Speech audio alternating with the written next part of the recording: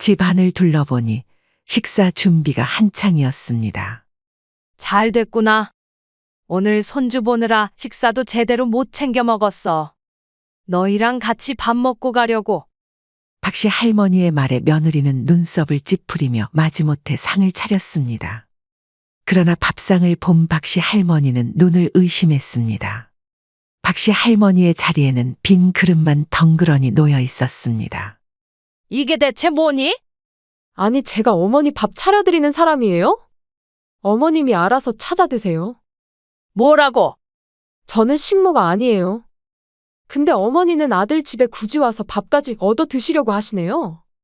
예, 너는 안사도는 오면 십첩반상에 진수성찬으로 상다리 부러지게 차려주고 시어머니 밥상엔 빈 그릇 올려놓고 개무시를 하니?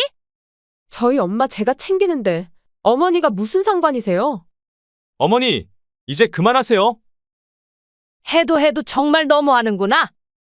안녕하세요. 이 사연의 주인공은 서울 변두리에서 30년째 목욕탕 세신사로 일하셨던 69세 임순자 할머님이십니다. 박씨 할머니는 젊은 시절 남편과 사별하셨습니다. 그때 아들은 겨우 초등학교 3학년이었죠. 시댁에서는 여자 혼자 애를 어떻게 키우겠냐며 아이를 데려가려 했지만 박씨 할머니는 단호히 거절했습니다. 제 자식은 제가 키우겠습니다. 제가 이 목숨 붙어 있는 한 우리 아들 궁계는 안 합니다. 그렇게 시작된 것이 동네 목욕탕의 세신사 생활이었습니다. 처음에는 손님들의 거친 말에 눈물도 많이 흘렸습니다. 아주머니, 이렇게 문질러서 어떻게 때를 밀어요? 힘을 제대로 줘야지. 죄송합니다. 죄송합니다. 하지만 시간이 지날수록 박씨 할머니의 손길은 단단해졌고 손님들 사이에서도 소문이 나기 시작했습니다. 저기 박씨 있는 시간에 가야 해. 솜씨가 참 좋더라고. 손님들의 굳은 살을 밀어내다 보니 박씨 할머니의 손마디도 점점 굳어갔죠. 목욕탕 단골 최씨 할머니는 늘 걱정스러운 말씀을 하셨습니다. 순자 씨, 혼자 애 키우느라 얼마나 힘드셨어요. 이제 재혼이라도 하지 그래요? 아들도 이제 컸잖아요. 그때마다 박씨 할머니는 미소를 지으며 대답하셨습니다. 힘들다고 생각해 본 적 없어요. 우리 아들만 잘 자라면 그걸로 됐지. 그렇게 키운 아들이 대학을 졸업하고 대기업에 취직했을 때 박씨 할머니는 세상을 다 가진 것처럼 기뻤습니다. 어머니, 제가 드디어 대기업에 합격했어요. 우리 아들, 이제 고생 끝이다. 아들의 기쁜 소식에 박 할머니는 눈물을 흘리셨습니다. 그리고 시간이 흘러 아들이 결혼한다는 소식을 전해왔을 때는 더욱 기뻤습니다. 어머니, 제가 좋은 사람을 만났어요. 다음 주에 인사드리러 와도 될까요? 그래, 어서 데리고 와봐라. 어떤 색시인지 궁금하구나. 첫 만남에서 며느리는 너무나 다정했습니다. 깔끔한 차림에 공손한 태도 첫인상부터 마음에 쏙 들었죠. 어머님, 저는 어머님과 딸 같은 며느리가 되고 싶어요. 어머니도 저를 어려워하지 않으셨으면 좋겠어요. 그 말에 박씨 할머니는 눈시울이 붉어졌습니다. 평생 딸을 가진 적 없던 박씨 할머니에게 며느리의 그 한마디는 가슴 깊이 와닿았죠. 목욕탕에서 만난 단골 손님들은 며느리 자랑에 신이 난 박씨 할머니를 보며 걱정스러운 말씀을 하셨습니다. 순자 씨, 요즘 며느리들 얼마나 독한지 알아? 처음엔 다 그래. 잘하는 것 같다가 재산 다 빼앗고 나면 돌변한다니까. 김씨 할머니도 한마디 거들었습니다. 맞아요. 우리 앞집 할머니도 처음엔 맏며느리가 얼마나 잘했다고. 근데 지금은 어휴 말도 못해요. 하지만 박씨 할머니는 그런 말을 귓등으로 흘려들었습니다. 우리 며느리는 달라요. 정말 친딸 같은 아이예요. 결혼 초기 며느리는 정말 친딸처럼 잘했습니다. 주말마다 찾아와 장도 보고 음식도 함께 해먹었죠. 어머님, 이번 주말에는 제가 김치찌개 끓여드릴게요. 어머님은 쉬세요. 아이고, 내가 하면 되는데. 어머님이 항상 요리해 주셨잖아요. 오늘은 제 차례예요. 특히 어머님, 저희 같이 찜질방 가요. 제가 어머님 등도 밀어드릴게요. 라는 며느리의 말을 들은 박 할머니는 마음이 따뜻해졌습니다.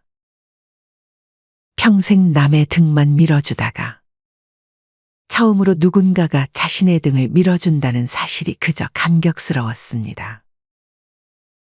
주말마다 가족이 함께 식사를 하고 서로 정을 주고받으며 정말 친정 식구처럼 지냈죠.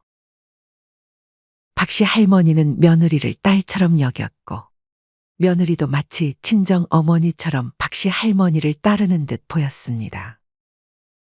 그러던 어느 날 며느리가 임신했다는 기쁜 소식을 전해왔습니다.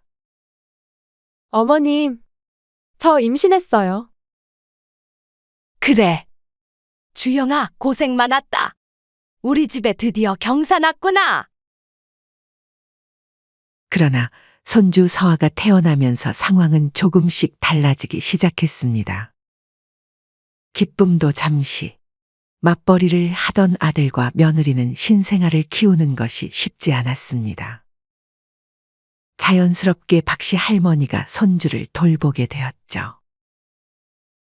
손주를 돌보는 일이 힘들긴 했지만 손주가 할머니 하고 웃을 때마다 피로가 눈 녹듯 사라졌죠. 그럼에도 불구하고 점점 독박 육아의 부담이 커져갔습니다. 하루 이틀이 아니라 아예 박씨 할머니의 집에서 손주 서아를 키우는 것이 당연한 일이 되어버린 것입니다. 심지어는 이런 일도 있었죠.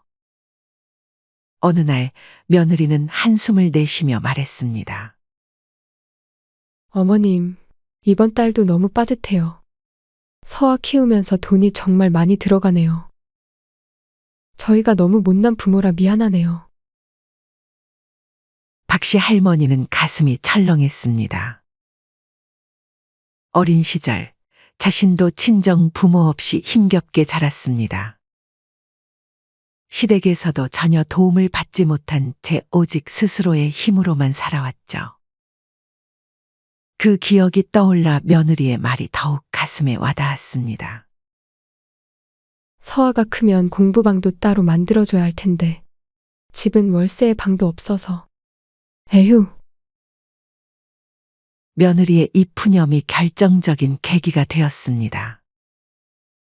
그래도 우리 가족인데 힘들지 않게 해줘야지. 박씨 할머니는 고민 끝에 자신이 은퇴 후를 대비해 모아두었던 재산을 아들과 며느리에게 증여하기로 결심했습니다. 30년 동안 세신사로 일하며 모은 돈으로 산 아파트였습니다. 원래는 자신의 노후를 위해 남겨두려 했지만 가족을 위해서라면 이 정도쯤이야. 박씨 할머니는 그렇게 생각했습니다.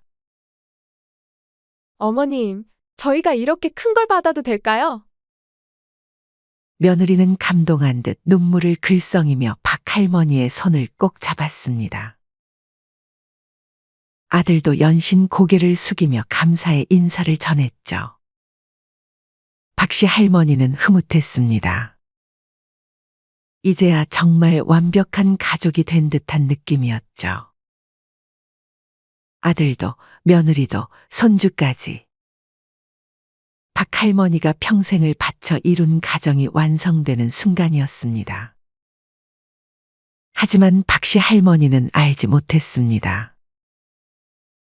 이 행복은 영원하지 못하다는 것을 단골 손님들이 걱정하며 했던 말이 무슨 뜻인지 깨닫게 되셨죠. 아들 부부에게 아파트를 증여한 후 상황은 예상과 전혀 다르게 흘러갔습니다.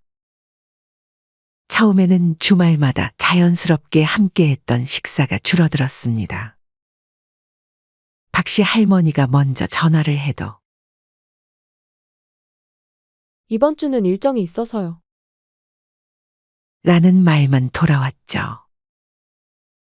목욕탕에서 만난 최 씨 할머니가 걱정스럽게 물었습니다.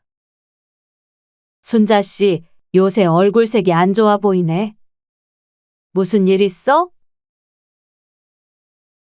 아니에요. 그냥 좀 피곤해서요. 하지만 실상은 달랐습니다. 점점 연락도 뜸해졌고 그나마 연락이 오는 때는 손주를 맡기거나 급하게 돈이 필요할 때뿐이었죠.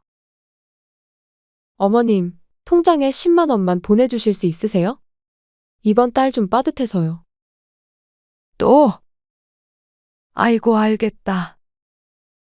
며느리의 연락이 올 때마다 항상 돈이 필요하다는 내용뿐이었습니다. 처음에는 손주를 위해서라고 생각하며 기꺼이 보내주었습니다. 하지만 그런 요청이 잦아질수록 마음이 무거워졌죠. 그래도 박씨 할머니는 이해하려 노력했습니다. 젊은 부부가 살림하기 얼마나 힘들겠어. 그나마 내가 여력이 될 때 도와줘야지. 하지만 이런 생활이 몇 년 동안 지속되자 박씨 할머니의 마음속에 불안함이 싹트기 시작했습니다. 그날도 어김없이 며느리가 손주를 맡긴 날이었습니다. 평소처럼 저녁 7시에 손주를 데려다 주기로 했지만 박씨 할머니는 오늘만큼은 달랐으면 했습니다. 같이 식사도 하고 가족끼리 오붓하게 이야기라도 나누고 와야지. 기대감에 부풀어 1시간 일찍 현관문을 두드렸습니다. 하지만 문을 연 며느리의 표정이 순간 굳어졌습니다. 어머님, 항상 7시에 오시다가 오늘은 좀 빨리 오셨네요. 아, 곤란하네. 멋쩍은 웃음을 짓던 며느리는 곧바로 말을 덧붙였습니다. 우선 들어오세요. 박씨 할머니는 어리둥절한 채 집 안으로 들어섰습니다. 그리고 그곳에서 뜻밖의 손님을 마주쳤습니다. 어머, 사돈 오셨어요. 사돈은 먹적게 웃으며 인사했습니다.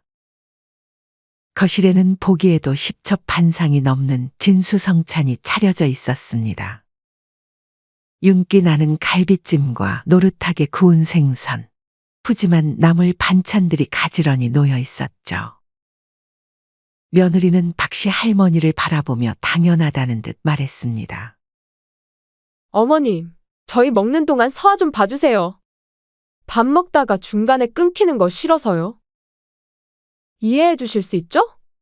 오랜만에 친정어머니랑 할 얘기도 있고요. 사돈은 잠시 며느리의 눈치를 보더니 멋쩍게 웃으며 말을 보탰습니다. 어머, 얘는 시어머니한테 말투가 그게 뭐야? 아무리 사이가 좋아도 그렇지.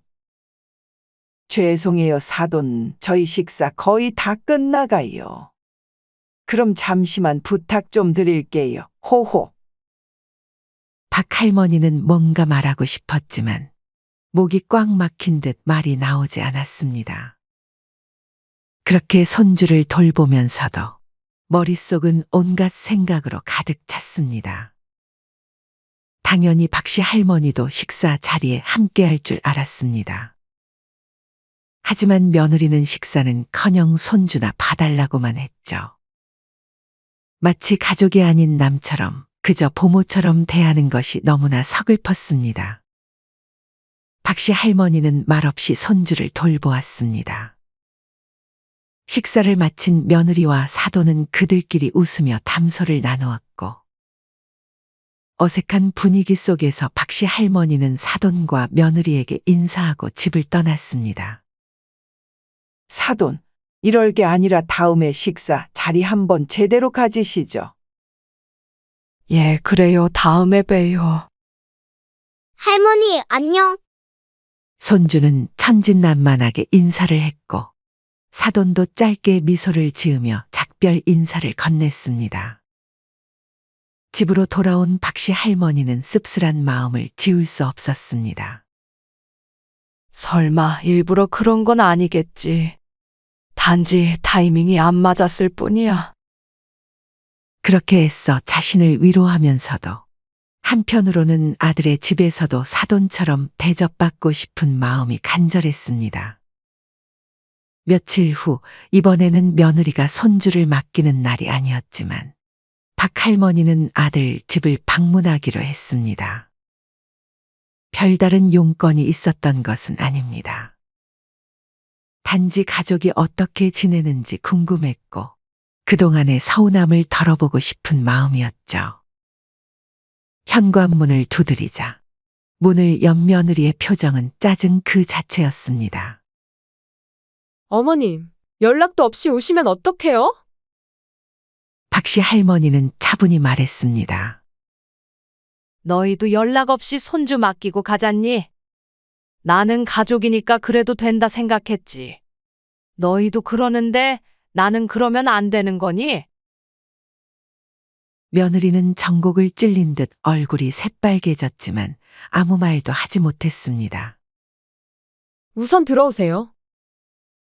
며느리는 투덜거리며 현관을 정리하더니 퉁명스럽게 물었습니다. 무슨 일로 오셨어요? 무슨 일이 있어야 오니? 그냥 어떻게 사는지 궁금해서 왔지. 가끔 보잖아요. 며느리의 말투는 차가웠습니다.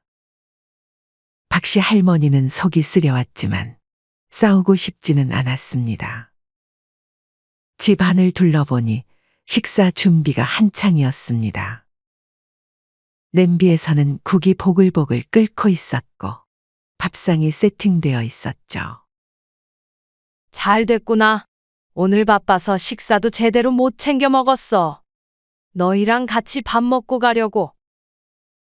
박씨 할머니의 말에 며느리는 눈썹을 찌푸리며 마지못해 상을 차렸습니다. 그러나 상을 차린 모습을 본 박씨 할머니는 눈을 의심했습니다. 성인 2명의 밥그릇과 애기용 밥그릇. 뭔가 이상한데? 박씨 할머니의 자리에는 빈 그릇만 덩그러니 놓여 있었습니다.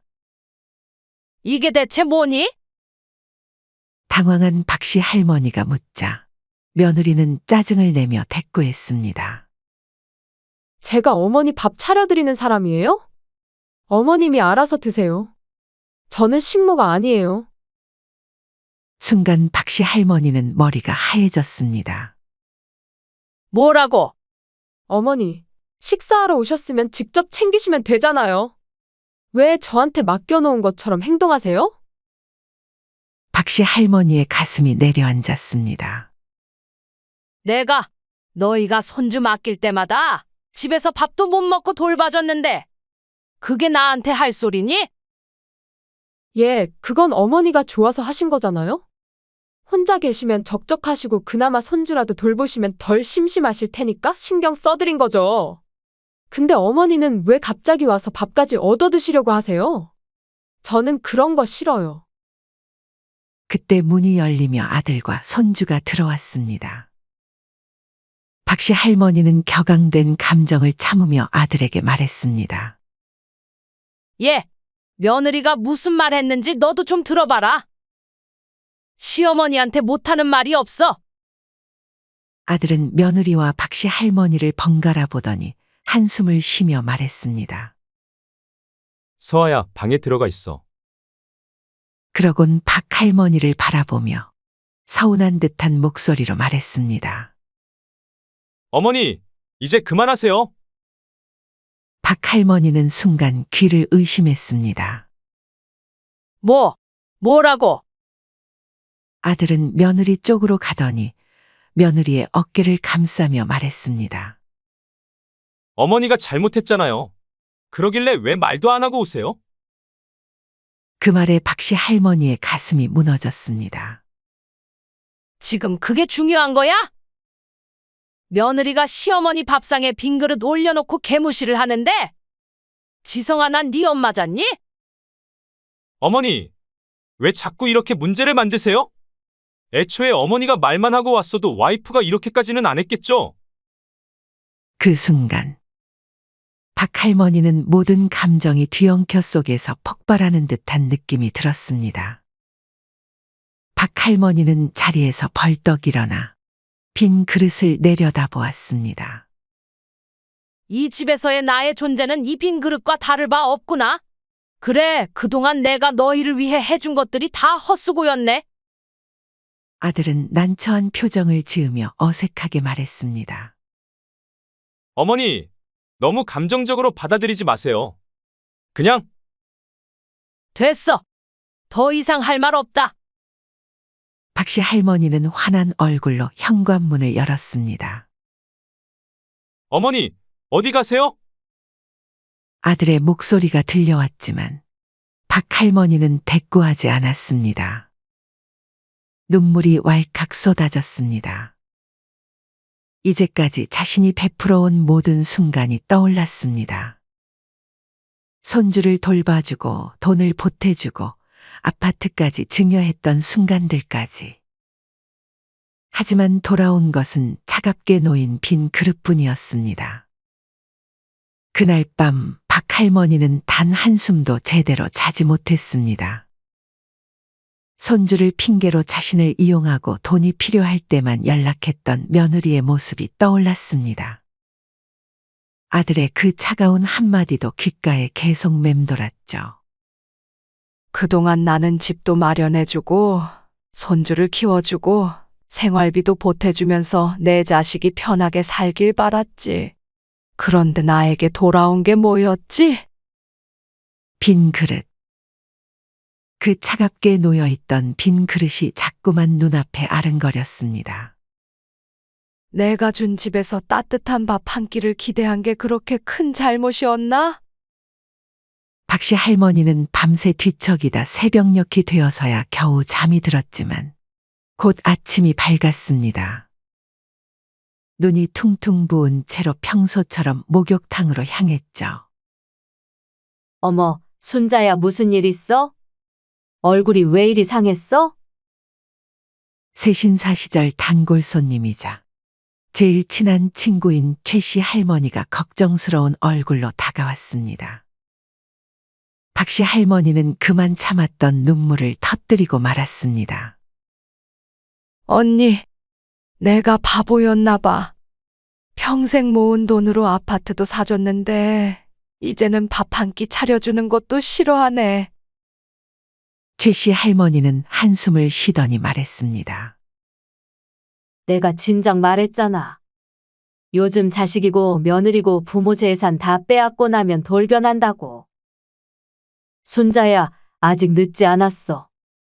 우리 사위가 변호사인데 이런 경우 증여 취소도 가능하다더라고. 박씨 할머니는 귀가 번쩍 뜨였습니다. 정말? 그게 가능해? 그럼 저짝 과일 가게 김씨네 며느리도 그렇게 했다가 집안 한바탕 뒤집어졌었잖아. 그 말을 듣는 순간 박씨 할머니의 마음속에 단단한 결심이 섰습니다. 이제 내 몫을 챙겨야 해. 다음 날 아침 일찍 박씨 할머니는 변호사 사무실로 향했습니다. 최씨 할머니가 소개해준 변호사였죠. 변호사님, 제가 아들 부부에게 증여한 아파트를 취소하고 싶습니다. 변호사는 꼼꼼히 서류를 검토하더니 고개를 끄덕였습니다. 다행히 아직 가능합니다. 부모 부양 의무를 저버린 자녀에 대해서는 증여를 취소할 수 있어요. 게다가 이런 정황들이 있었다면 충분히 승산이 있습니다. 정말요? 그럼 집이 다시 제 앞으로 돌아올 수 있나요? 네, 서류 절차만 밟으면 됩니다. 아드님 내외분이 항의를 하실 수도 있지만 법적으로는 전혀 문제 없어요. 박씨 할머니는 한숨을 내쉬었습니다. 그리고 변호사님, 확인하고 싶은 게 하나 더 있어요. 네, 말씀해 보세요. 제가 대출받아서 사준 차가 있는데 아들 내외가 타고 다니고 있어요. 근데 명의는 아직 제 앞으로 되어 있거든요. 이것도 돌려받을 수 있나요? 변호사는 서류를 꺼내 확인하더니 단호하게 말했습니다. 당연합니다.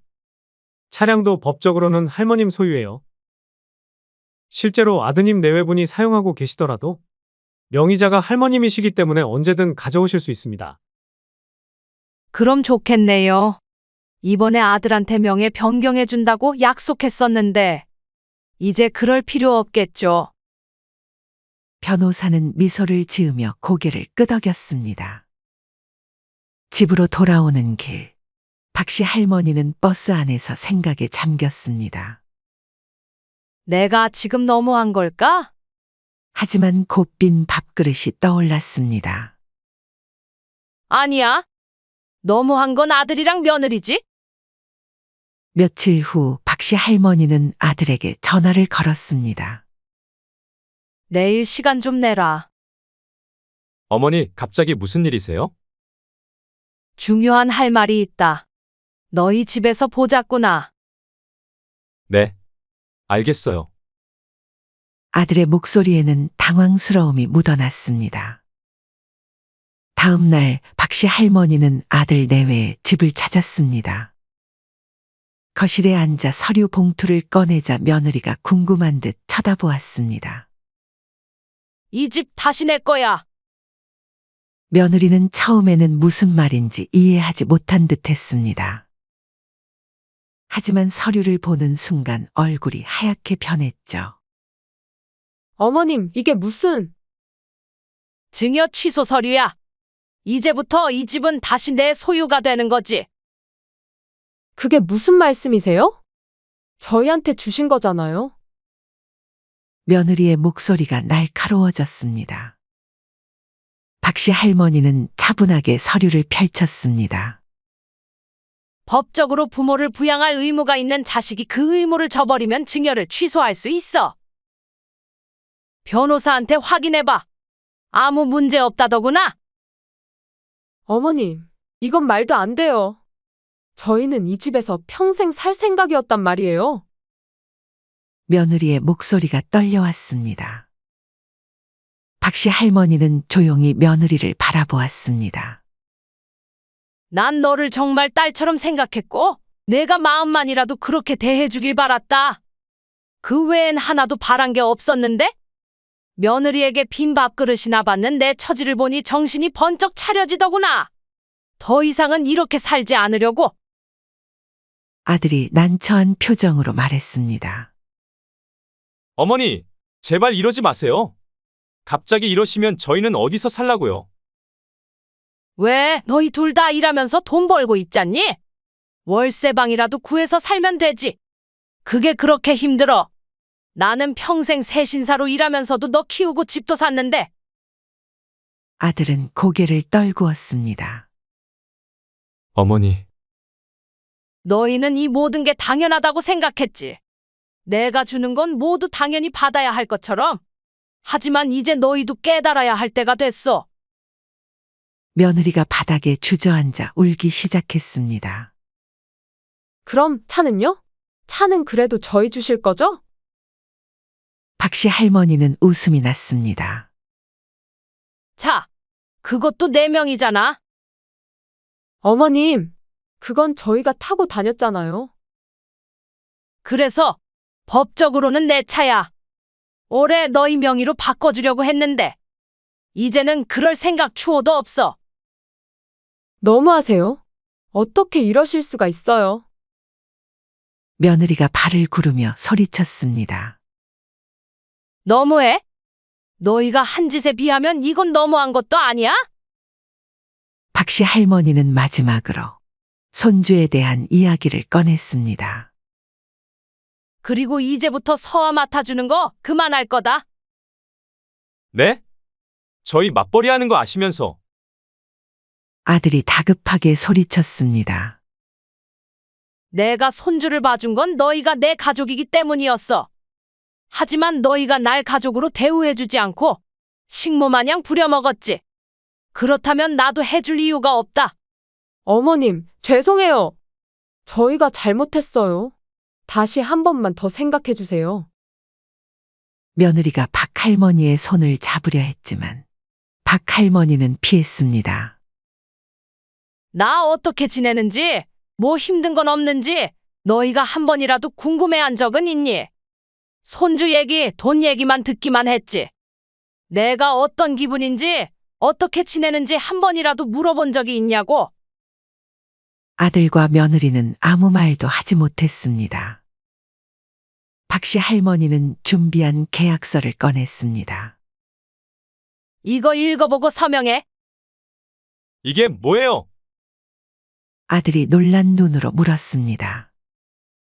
앞으로 너희와 나 사이의 계약서야. 잘 읽어봐. 계약서의 내용은 명확했습니다. 1. 앞으로 용돈 및 경제적 지원은 일체하지 않는다. 2. 무리한 요구 시 그동안 지원해준 모든 돈을 박순자에게 반환해야 한다. 3.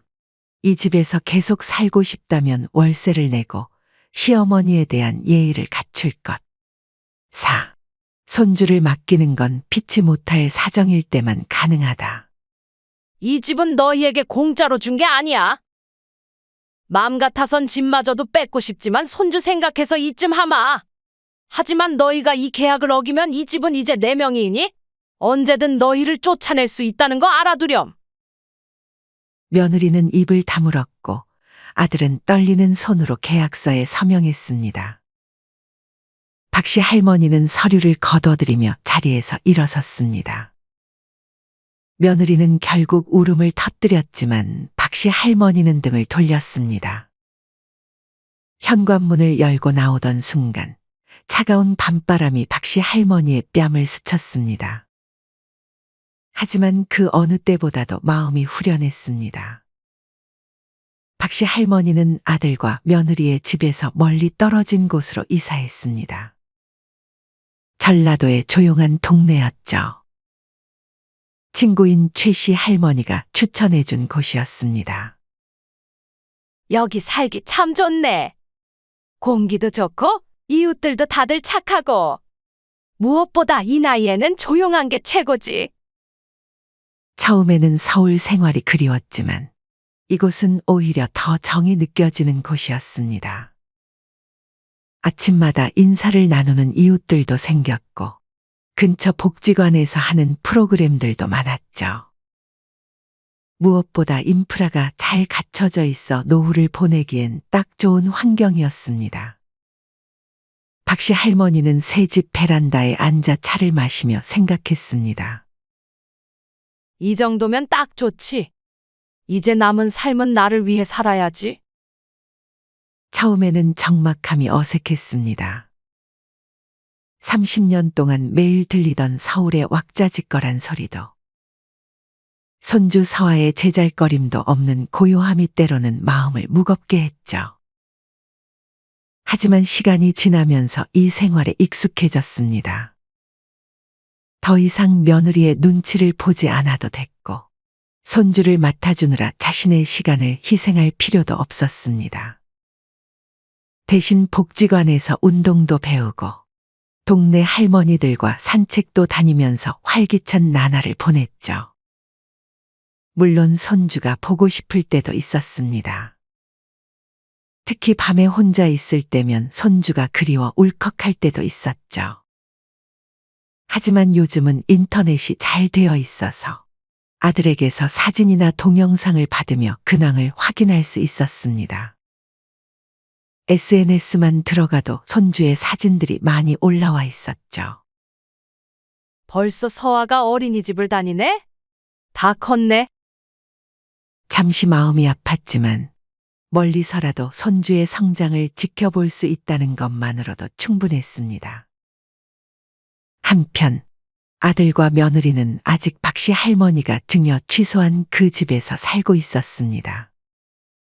하지만 계약대로 월세를 꼬박꼬박 내며 살았고 이제는 무리한 요구도 하지 않았죠. 시간이 흐르면서 아들과 며느리의 태도도 조금씩 달라지기 시작했습니다. 처음에는 불만이 많아 보였고 박씨 할머니를 다시는 안 볼 듯이 화를 내며 길길이 날뛰었죠. 어머니도 너무 하시는 거 아니에요? 저희 보고 월세를 내라니. 이러실 거면 차라리 저희 보고 나가라고 하시지, 진짜. 하지만 시간이 흐르면서 차츰 그들의 태도가 달라졌습니다. 처음에는 계약서 때문인지 어쩔 수 없이 변한 듯 보였습니다. 그러나 점차 그들의 태도에서 진심이 느껴지기 시작했죠. 며느리는 시어머니를 대하는 태도가 달라졌고 아들도 예전처럼 무심하게 넘기지 않았습니다. 자신들의 행동을 반성하고 이제는 진심으로 뉘우치는 듯 보였죠. 어머님, 잘 지내세요? 밥은 잘 챙겨 드시죠? 요즘 날씨가 쌀쌀한데 감기는 안 걸리셨어요? 이제는 연락을 할 때마다 이렇게 안부를 묻곤 했습니다. 처음에는 어색한 듯 했지만 점점 자연스러워졌죠. 이 일로 인해 그들도 한층 성장한 듯 보였습니다. 그러던 어느 날 저녁 아들에게서 전화가 왔습니다. 어머니, 요즘 잘 지내세요? 그럼 아주 잘 지내지. 너희는? 저희도 잘 지내고 있어요. 어머니, 사실 드릴 말씀이 있어요. 무슨 일이니? 아들은 조심스럽게 말을 꺼냈습니다. 이제 그만 시골에서 지내시고 다시 서울로 올라오시는 게 어떠세요? 그냥 가까이 사시는 것도 아니고 아예 저희 집에서 함께 지내셨으면 해서요. 너희 집에서 같이 살자고? 박씨 할머니는 순간 말을 잃었습니다. 네. 이제는 정말 반성했고 다시는 그러지 않을게요. 그리고 어머니도 아시잖아요. 계약서도 있고요. 이제는 저희가 잘 모실게요. 아들과의 전화통화가 끝나고 박씨 할머니는 말없이 창밖을 바라보며 깊은 생각에 잠겼습니다. 박씨 할머니는 이곳에서의 삶도 이제는 익숙해졌습니다. 조용하고 평화로운 하루하루. 더 이상 남의 눈치를 보지 않아도 되는 삶이었습니다. 하지만 반대로 아들과 며느리가 정말 반성한 것이라면 다시 가족으로서 가까이 지내는 것도 괜찮지 않을까 하는 생각도 들었죠. 한번 배신당했던 기억이 떠오르면서도 동시에 그들이 성장한 모습이 보였습니다. 정말 괜찮을래나? 고민이 깊어지는 밤이었습니다. 여러분이라면 어떻게 하시겠어요? 제가 아들과 며느리의 집에 합가해서 살아도 될까요? 고민이 되어서 사연을 보내봅니다. 여러분의 따끔한 충고와 조언 부탁드립니다. 사연은 여기까지였습니다. 구독, 좋아요, 댓글은 영상 제작에 큰 힘이 됩니다. 시청해 주셔서 감사합니다.